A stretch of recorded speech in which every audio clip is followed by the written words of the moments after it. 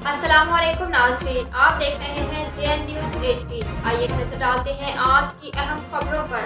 JN news report खबर शामिल करते हैं लाड़काना, गुर्बत, बेरोजगारी या गुंडागर्दी, सब कुछ इस वीडियो में क्लियर नजर आ रहा है।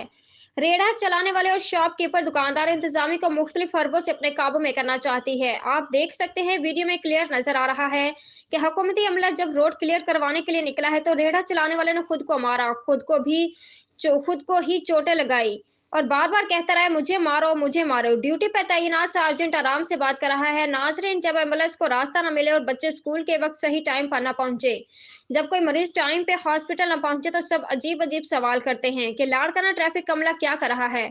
लेकिन इस वीडियो में साफ नजर आ रहा है और बहुत से सवाल उठ रहे हैं। जो सवाल करते हैं उनके ऊपर अब ये देखना है कि लाड़काना इंतजामिया ये रोड कैसे क्लियर करवाती है। बहुत बड़ा सवाल लाड़काना इंतजामिया के लिए। JN news reporter Imran Ali Jatoi, Larkana district.